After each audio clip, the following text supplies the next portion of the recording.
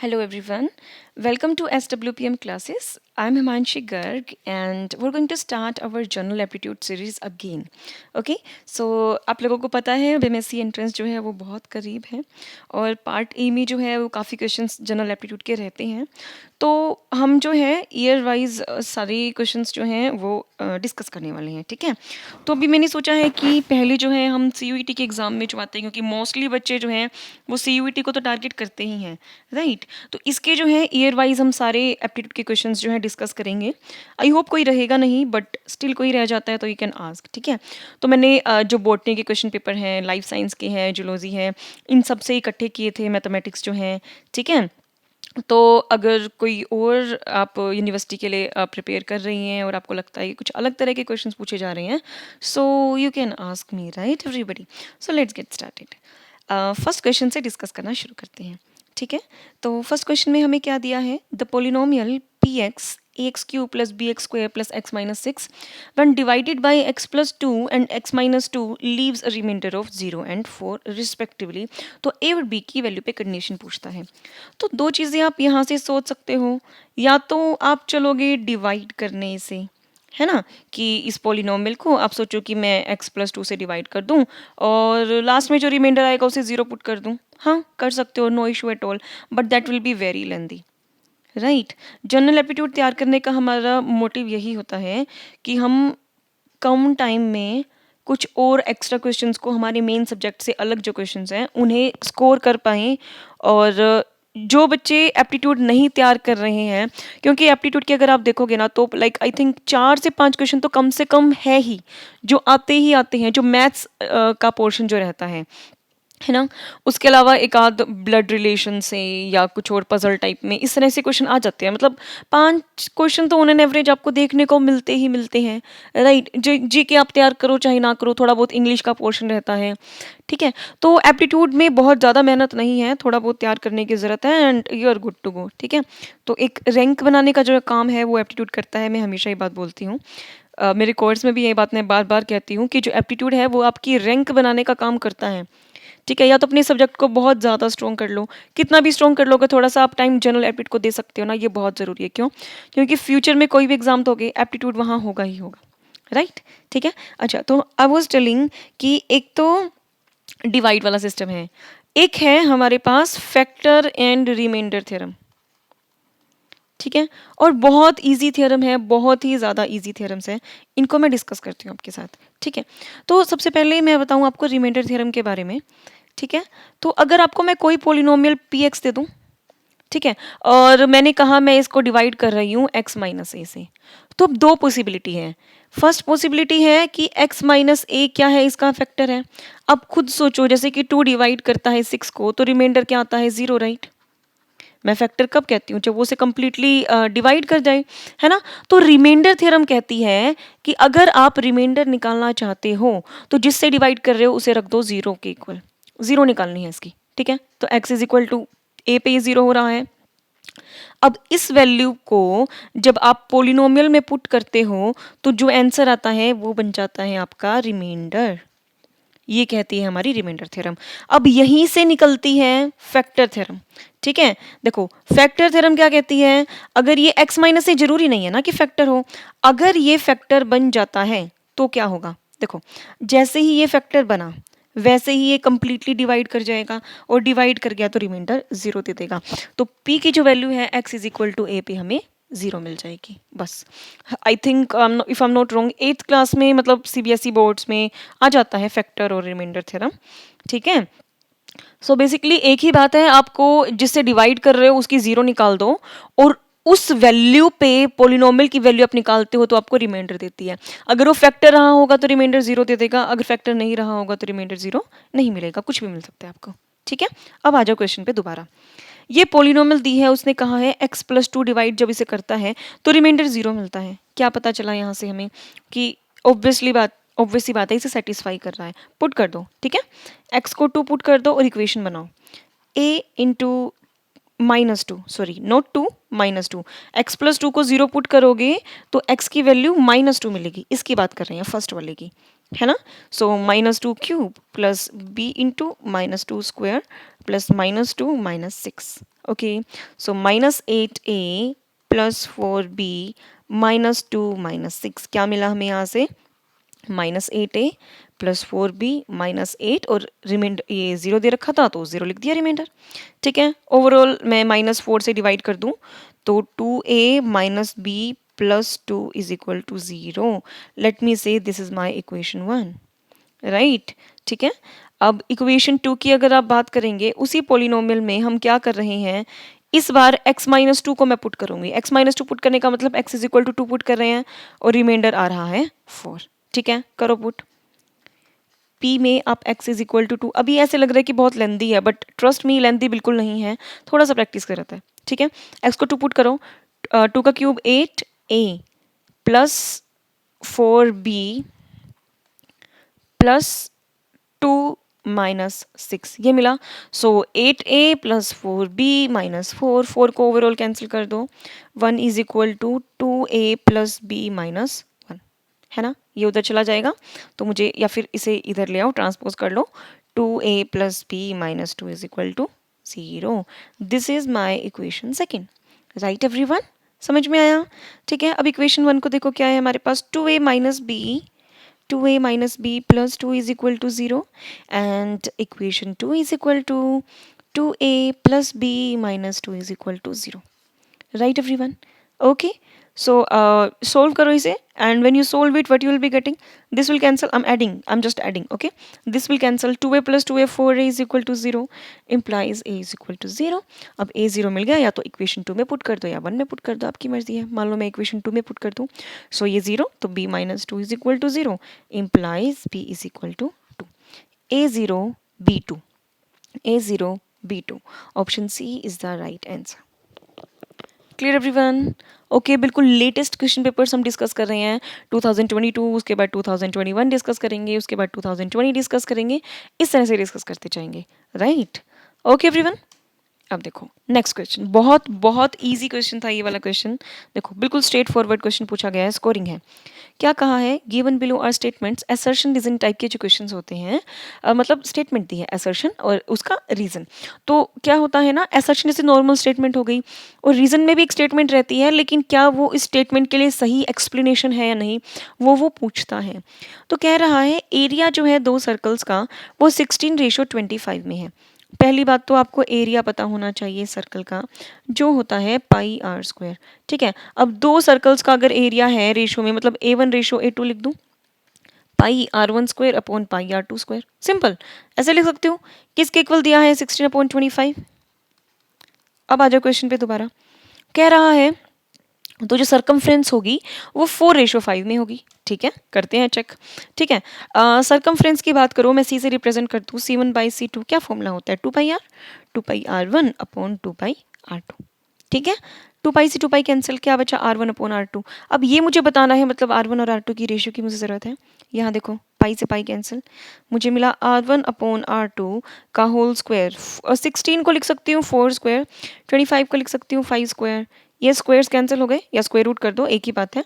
ठीक है, तो R1/R2 की वैल्यू मुझे क्या मिल गई, 4/5, राइट। इसका मतलब असर्शन जो है वो क्या है, ट्रू। ठीक है, अब आ जाओ रीजन पे। If the area of two circles are in the ratio A1 ratio A2, then their circumference are in the ratio √A1 ratio √A2।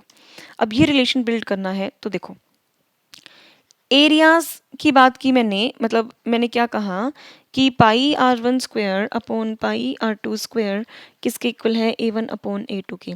मतलब ये कैंसिल हो गया, तो मैं क्या लिख सकती हूँ कि R1 ratio R2 under root ले लूँ दोनों साइड, किसके इक्वल होगा, √A1 रेशो √A2। ये रिलेशनशिप मैं यहाँ से बिल्ड कर पाई, समझ में आया, ये गिवन था। ठीक है, और कहा था कि सरकमफ्रेंस का जो रेशो है वो देखो क्या होता है, सरकमफ्रेंस का रेशो पाई 2πr1/2πr2, बेसिकली मुझे R1/R2 मतलब R1 रेशो R2 क्या मिल रहा है, √A1/√A2। यही तो लिखा था रीजन में कि अगर सर्कल्स का रेशो A1 रेशो A2 से रिप्रेजेंट करते हो तो सरकमफ्रेंस का रेशो आप उनके रूट के रेशो से रिप्रेजेंट कर सकते हो। ट्रू हो गया ये भी। अब आ जाओ ऑप्शंस में, कह रहा है कि both A and R are true, सही बात है, इसके बाद आगे पढ़ेंगे। बी कहता है both A and R are true, ठीक है, ये भी पढ़ेंगे। सी और डी तो गलत हो गई साफ, वो कह रहा है कि आर फॉल्स है, यहाँ कह रहा है कि ए फॉल्स है, ठीक है। अब देखो क्या आर सही एक्सप्लेनेशन है ए की, आप खुद सोचो। बिल्कुल है, राइट। इसमें भी क्या किया हमने, पहले एरिया की बात की, फिर वहां से सरकमफ्रेंस डिराइव कर लिया।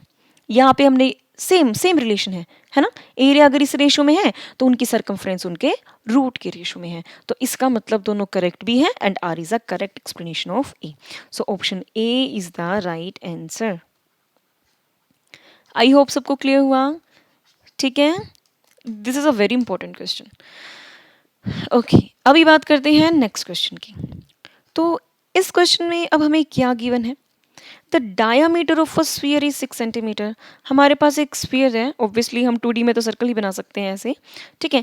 इसका डायामीटर अगर 6 सेंटीमीटर है तो एक ऑब्वियसली बात जो हमारे माइंड में आती है ना, हम हमेशा डायमीटर देखते ही उसका रेडियस लिखने की कोशिश करते हैं, है ना, हाफ, ठीक है। It is melted and drone into wire of diameter 4 millimetre. Sphere को मेल्ट करके आप वायर्स बना रहे हो, ध्यान रखना कि वायर्स हमेशा सिलिंड्रिकल शेप की होती है, देखी भी होंगी आपने, ठीक है। ये स्फीयर है, ये सिलेंडर है। अब आप खुद सोचो कि जब एक मटेरियल को हम मेल्ट करते हैं और दूसरा मटेरियल बनाया जाता है तो क्या चीज़ ऐसी है जो सेम रहती है, क्या वो पेरीमीटर है, या वो एरिया है, या फिर वो वॉल्यूम है। Yes, volume, right. Volume is that concept, क्योंकि वॉल्यूम क्या बताती है, स्पेस ऑक्यूपाइड। कोई भी सब्सटेंस कितना स्पेस ऑक्यूपाई कर रहा है। अब उसे मेल्ट करके शेप चेंज कर दोगे तो क्या होगा, कुछ नहीं फर्क पड़ेगा, स्पेस उसने उतना ही ऑक्यूपाई करना है। आपके पास कुछ पानी है, कुछ पानी आपके पास ग्लास में है, आप उसे एक वेसल से दूसरे वेसल में अगर डाल रहे हो तो जितना स्पेस उसने इस वेसल में लिया होगा उतना ही इधर जाके लेगा। ऐसा तो नहीं है कि वेसल चेंज करेगा तो स्पेस कम ऑक्यूपाई करेगा, ऐसा नहीं होता, राइट, ठीक है। तो इनके वॉल्यूम जो है वो कंजर्व रहेंगे, मतलब जो वॉल्यूम है सिलिंड्रिकल वायर का वो इक्वल होगा वॉल्यूम ऑफ स्फीयर के।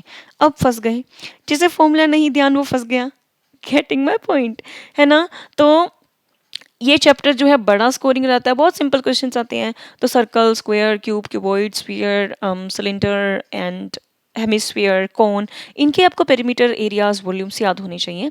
एक पेज लो, सभी लिस्ट डाउन कर लो, ठीक है, रूम की वॉल पे लगाओ और सुबह शाम पढ़ा करो ठीक है, जब तक एग्जाम नहीं होता तब तक पढ़ो, ओके, ट्रस्ट मी। इस तरह का डायरेक्ट क्वेश्चन आता है और जब आप छोड़ के आते हो ना, so that is a very bad thing, okay.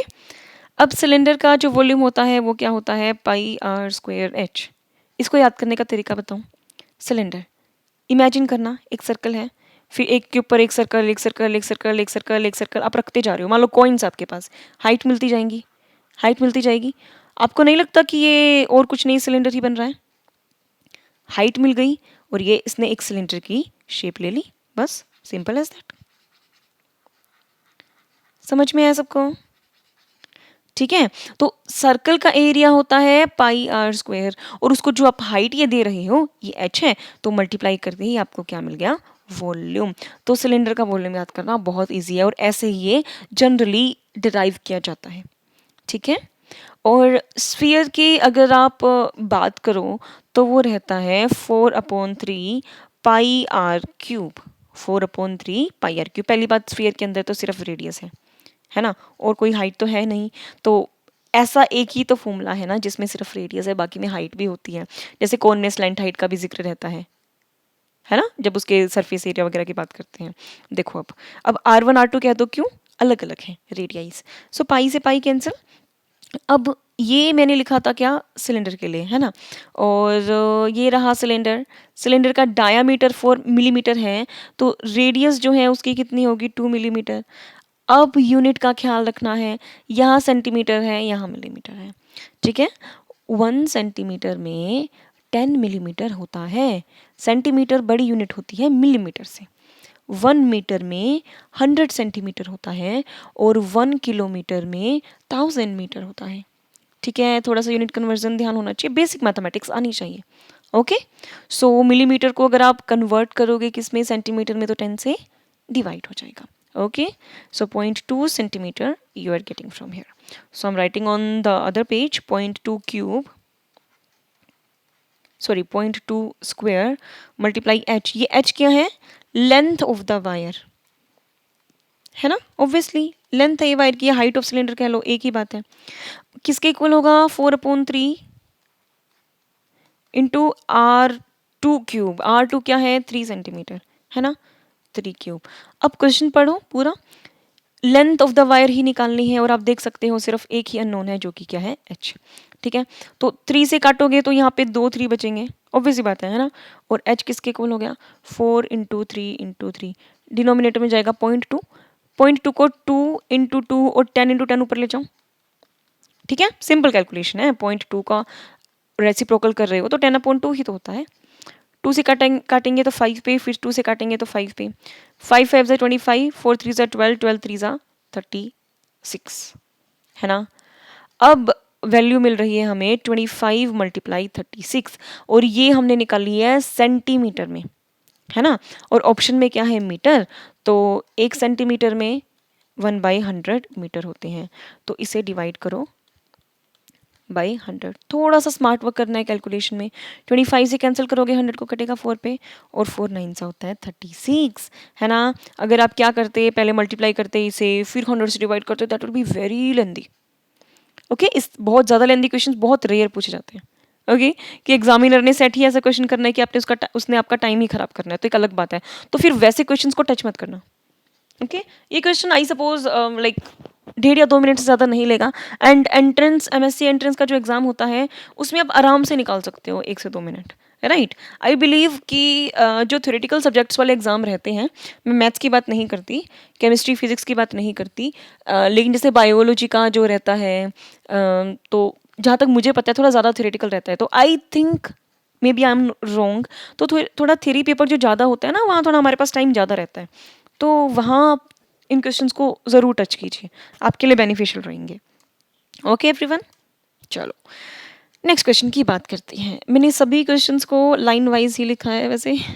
Okay, आप लोग क्वेश्चन पेपर उठाएंगे तो आपको बिल्कुल मिल जाएंगे, और अगर आप चाहते हैं क्वेश्चन पेपर तो I can share you that on Telegram, so yeah no issue at all. Okay everyone, see अब उसने दिया है कि a और b रूट्स हैं एक क्वाड्रेटिक इक्वेशन के, और b 0 नहीं होना चाहिए, और a और b की वैल्यू पूछ रहा है। अब आप सोचो कि इसे कैसे किया जाए। एक चीज़ जो मुझे पता है वो क्या है, अगर रूट है तो सेटिस्फाई करती है हमेशा, ठीक है। हमने एक चीज़ और पढ़ी थी, अगर आप लोगों को याद हो तो, सम ऑफ रूट्स और प्रोडक्ट ऑफ रूट्स हम पढ़ते हैं 8th क्लास में, sum of roots, product of roots, है ना। ट्रस्ट मी, ऐसे ही नहीं कह रही हूँ, 8th क्लास की बुक उठा लेना, आपको ये कॉन्सेप्ट्स मिलेंगे, ठीक है। सम ऑफ रूट्स, तो सम ऑफ रूट्स हम कैसे निकालते होते हैं, देखो अगर मैं जनरल फॉर्म लिखूं क्वाड्रेटिक इक्वेशन की, ax² plus bx plus c is equal to 0 अगर दिया है ना, तो जो सम ऑफ रूट्स होता है वो क्या होता है, -b/a, और जो प्रोडक्ट ऑफ रूट्स होता है स्टूडेंट्स वो रहता है c/a। ये तरीका है लिखने का, समझ में आया, ठीक है। x का कोफिशिएंट नेगेटिव करके डिवाइड बाय x² का कोफिशिएंट, और प्रोडक्ट कैसे लिखते हैं, constant term divide by coefficient of x²। अब देखो यहाँ पे पहली बात, सम ऑफ रूट क्या होगा, a और b जब उसने रूट कह ही दिए तो a प्लस b किसके इक्वल होगा, ये यहाँ से देखो x का कोफिशिएंट का negative -a divide by 1, equation क्या बन गई, a plus B is equal to -a। Solve करो, 2a plus B is equal to 0, this is my equation 1, right everyone, ठीक है। अब आ जाओ किस पे, प्रोडक्ट ऑफ रूट्स पे। देखो प्रोडक्ट ऑफ रूट्स क्या होगा, ए बी किसके इक्वल होगा, constant term divide by 1 -b/1, right. अब ऐसा प्लीज मत करना कि b से b कैंसिल कर दिया और खत्म, नहीं ऐसा मत करना, ठीक है, मिस्टेक हो जाएगी उससे। Let me just erase this once, okay, क्योंकि क्वालिटी की इक्वेशन है तो एक से ज़्यादा रूट्स मिलेंगे, तो वो एक रूट आप स्किप कर जाओगे ऐसे करोगे तो ट्रांसपोज कर दो एक side, A B plus B is equal to 0, B को आउटसाइड कॉमन लोगे आप तो b into A plus 1 is equal to 0। अब आपके पास दो सिचुएशंस हैं, या तो b 0 होगा या a प्लस 1 0 होगा, मतलब कि a -1 होगा, ठीक है। अब देखो कि अब क्वेश्चन में क्या गिवन क्या है कि b जो है वो 0 नहीं हो सकता, तो ये केस रिजेक्ट हो गया, तो ऑब्वियसली हमारे पास बचा a इज इक्वल टू -1। अब आप लोग सोचो कि मैम सही तो कर रहे थे, है ना, बट ज़रूरी नहीं है ना कि हर बार ये केस रिजेक्ट ही हो जाए, गेटिंग माई पॉइंट। तो वहाँ फिर स्किप कर जाओगे, ब्लंडर हो जाएगा। ठीक है, अब a-1 आया तो पुट कर दो, मैं यहाँ लिख दूँ, ठीक है, नहीं तो फिर बार बार पीछे से देखना पड़ेगा। So 2 into -1 plus b is equal to 0, तो b की वैल्यू क्या हो गई 2। a is -1, b is 2, a is -1, b is 2। Option C is the right answer. मैंने ये स्क्रीनशॉट्स एज इट इज़ उठाए हैं आपके क्वेश्चन पेपर में से, ठीक है, कहीं मिस्टेक होगी किसी क्वेश्चन में तो मैं आपको बता दूंगी। समझ में आया सम ऑफ फ्रूट्स वाला, प्रोडक्ट ऑफ फ्रूट्स वाला कॉन्सेप्ट? हर क्वेश्चन में थोड़ा अलग कॉन्सेप्ट है और कुछ गिने चुने ही कॉन्सेप्ट हैं, ठीक है, सो कोई इशू नहीं है, राइट? ओके, अभी आ जाओ इस क्वेश्चन पे, ठीक है। सो ये क्वेश्चन है प्रोबेबिलिटी का। तो प्रोबेबिलिटी हम 10th तक पढ़ते हैं, ठीक है, बिल्कुल पढ़ते हैं, 10th क्लास वाली ही प्रोबेबिलिटी है ये, बहुत ज़्यादा मुश्किल नहीं है, ठीक है, थोड़ा सा ध्यान रखने की ज़रूरत है। देखो, 3 digit number is chosen at random, 3 digit number ऐसा होगा, ठीक है, 3 डैशेस बना लिए हमने, जैसे परम्यूटेशन कॉम्बिनेशन वाला, नहीं परम्यूटेशन कॉम्बिनेशन तो 11th-12th में रहता है, नहीं नहीं छोड़ो, परम्यूटेशन से मत सोचो, सिंपल प्रोबेबिलिटी, ठीक है। Chosen at random the probability that hundreds digit, देखो ये 1th प्लेस है, ये 10th प्लेस है, ये 100th प्लेस है। हंड्रेड्स डिजिट, 10th डिजिट और units digit are consecutive integers in descending order. तो दो बातें बताई हैं। पहली बात तो कॉन्जिक्यूटिव होने चाहिए, मतलब लगातार, जैसे 1 2 3 लगातार हैं, 2 3 4 लगातार हैं, 3 4 5 लगातार हैं। फिर कहा है कि डिसेंडिंग भी होने चाहिए, मतलब कि आपने ऐसे ले लिया 3 2 1, है ना, 4 3 2, ऐसे लगातार भी हो और डिसेंडिंग भी हो, दो कंडीशंस दी हैं। तो ऐसे 3 डिजिट नंबर्स की प्रोबेबिलिटी फाइंड आउट करनी है। आप एक बात खुद सोच के देखो, डिजिट्स कितनी होती हैं? 0 1 2 3 अप टू सो 9 तक, टोटल हमारे पास 10 डिजिट्स हैं, ठीक है। तो हर प्लेस के लिए मैक्सिमम 10 पॉसिबिलिटी होंगी। 100 प्लेस के बारे में सोचो, अगर यहाँ पे आपने 0 रख दिया तो ये 2 डिजिट नंबर बन गया ना, मतलब बाकियों को नॉन जीरो रखोगे तो, गेटिंग माई पॉइंट। तो 100 प्लेस के लिए 9 पॉसिबिलिटी हुई, 0 को छोड़ के बाकी सभी। अब जब फर्स्ट 100 प्लेस पे आपने नॉन जीरो नंबर रख दिया, तो आगे तो यहाँ आप 0 रखो, 1 रखो, चाहे कुछ भी रखो, कोई इशू नहीं है, तो इसके लिए 10 पॉसिबिलिटीज हो गई, है ना। और फिर 1st प्लेस को भी कोई फर्क नहीं पड़ता, इसके लिए भी 10 पॉसिबिलिटीज होंगी, है ना। So total number of outcomes जो मुझे मिले वो कैसे मिलेंगे? इसके मल्टीप्लीकेशन से। 9 into 10 that will give me 900। तो एक चीज़ क्लियर हो गई कि प्रोबेबिलिटी कैसे निकालते हैं। कोई भी इवेंट है, मान लो इस इवेंट को मैं ई नाम दे दूँ, तो ऊपर क्या होता है? Yes, favourable outcome divided by total outcomes, है ना। तो मुझे टोटल आउटकम्स तो मिल गए 900। अब क्वेश्चन है फेवरेबल कैसे निकाले। अब क्वेश्चन को दोबारा देखो ध्यान से, है ना। अब हमें सेट कैसे करना है कि डिक्रीजिंग हो और डिसेंडिंग हो और कॉन्जिक्यूटिव हो। सबसे बड़े से शुरू करें क्योंकि डिसेंडिंग चल रहा है। सबसे बड़ी डिजिट है 9, 9 के बाद 8 और फिर 7 आएगी, खत्म। 9 की पॉसिबिलिटी फर्स्ट प्लेस पे आने की। 8 अगर लिखूंगी तो 8 7 6, लाइन वाइज करना है। 7 लिखूंगी तो 7 6 5, 6 लिखूँ तो 6 5 4, 5 लिखूँ तो 5 4 3, 4 लिखूँ तो 4 3 2, 3 लिखूँ तो 3 2 1, 2 लिखूँ तो 2 1 0। आगे लिख सकती हूँ? नहीं लिख सकती। कितने नंबर्स? 1 2 3 4 5 6 7 8, राइट। और कुछ पॉसिबल है? बिल्कुल नहीं। 8 डिवाइडेड बाय 900। आगे क्या करें? बस हो गया, सिंप्लीफाई कर दो। यस, सिंपल था। 2 से कैंसिल करोगे 4, 2 से कैंसिल करोगे 450, 2 से कैंसिल करोगे 2, 2 से कैंसिल करोगे 1, 4 जा 17, 5 जा 15। क्या मैंने गलत किया है? रुको ज़रा। 2 से अगर कैंसिल कर रहे हैं 900 को तो मेरे पास 450 आता है। फिर से उसे 2 से कैंसिल करते हैं, ओके गलत कर दिया, 225 आएगा। वेरी सॉरी, ठीक है, कैलकुलेशन मिस्टेक कर दिया था। सो 2/225 is the right answer. Clear everyone? Option second is the right answer, ठीक है, फाइन एवरीवन, ओके, ठीक है। ये क्वेश्चन और करते हैं, इसके बाद और क्वेश्चंस जो है वो हम नेक्स्ट सेशंस में देखेंगे, ठीक है। अभी भी 2022 के भी क्लियर कंप्लीट नहीं होंगे। हमारे पास कई सारे क्वेश्चंस, आई थिंक 13-14 क्वेश्चंस, तो 15 क्वेश्चंस तो है I think, if I am not wrong. मतलब जो लाइफ साइंस, जूलॉजी, बॉटनी इन पेपर में आए हुए हैं, ठीक है। बाकी और जो पेपर हैं उनके भी पिक कर लेंगे, नो इश्यूज एट ऑल। अब ये क्वेश्चन बहुत बहुत ही अच्छा था, इंटरेस्टिंग था, सिंपल था, ठीक है।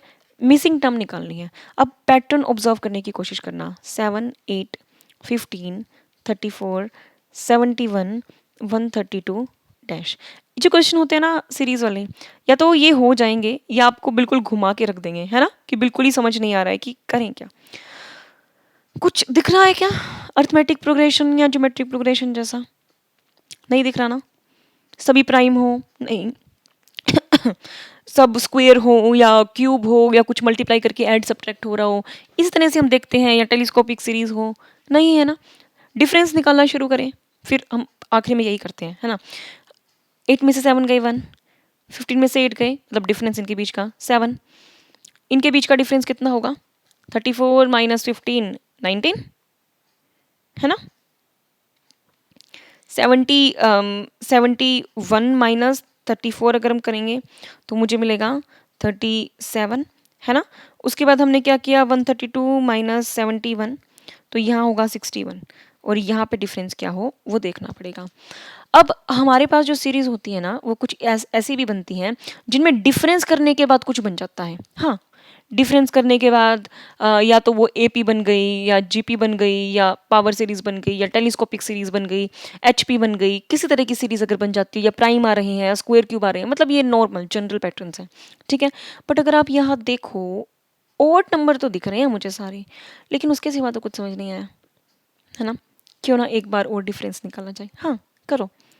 6, 19 माइनस 7, 12, 18, 24। कुछ पैटर्न समझ में आ रहा है? टेबल लिख रहे हैं 6 का। 6 1 jar, 6 2 jar, 6 3 jar, 6 4 jar. Don't you think next will be 6 5 jar which is 30, ठीक है। अब उल्टा चलना शुरू करना है, मतलब कि 61 के आगे यहाँ पे डिफरेंस में क्या हो कि मुझे, सॉरी, 61 के आगे क्या हो कि डिफरेंस करने पे 30 मिल जाए। हाँ, 61 और 30 को ऐड कर दो, सिंपल सी बात है, 91, है ना। तो 132 के आगे मैं क्या नंबर लिखूं कि उसका डिफरेंस 91 आ रहा हो? 2 बार किया था ना हमने, तो कैसे निकालेंगे? 132 में 91 ऐड कर देंगे ना, सिंपल सी बात है, तभी तो मिलेगा। तो मुझे क्या मिला? 223। Option B is the right answer. जिसे कन्फ्यूज़न हो, ना समझ में आया हो, तो वीडियो को दोबारा थोड़ा सा बैक करो और फिर सुनो, ठीक ठीक है। यहाँ हमने, ये थी फर्स्ट स्टेज डिफरेंस की, हमने फिर से डिफरेंस किया तो हमें एक पैटर्न मिल गया। ज़रूरी नहीं है मिल जाए, क्या पता कुछ और पैटर्न बन रहा हो, ऐसे ना भी मिले, तो ये प्रैक्टिस की बात है। बाकी ये क्वेश्चन ज़्यादा मुश्किल नहीं था, मैं नहीं मानती ये क्वेश्चन ज़्यादा मुश्किल था। नॉन मैथमेटिक बैकग्राउंड से जो स्टूडेंट है वो आराम से कर सकता है ना। फर्स्ट डिफरेंस किया तो कुछ समझ नहीं आया, फिर से करके देखा तो हमें 6 का टेबल मिल गया, ठीक है। तो हमने रिवर्स ऑर्डर पे देखना शुरू कर दिया, done. I hope everything is clear up to here everyone. Okay, so thank you for watching our session everyone. किसी को कोई भी क्वेरी है तो यू कैन आस्क, किसी को लगता है कि कोई कैलकुलेशन मिस्टेक हो गई है तो मुझे आप कमेंट कर सकते हो, ताकि हम पिंग कर दें, ठीक है, ताकि किसी के पास कोई भी गलत इन्फॉर्मेशन ना जाए। आप हमें टेलीग्राम पे भी पूछ सकते हैं, ठीक है। और अगर आप किसी भी चीज़ की प्रिपेयर कर रहे हैं, एमएससी के लिए, मैथ्स की, लाइफ साइंस, बॉटनी, जूलॉजी की, तो आप हमारा SWPM क्लासेस का ऐप डाउनलोड कर सकते हैं और हमें टेलीग्राम पे या फिर यूट्यूब पे कांटेक्ट कर सकते हैं। Okay everyone, thank you, bye bye, have a nice day.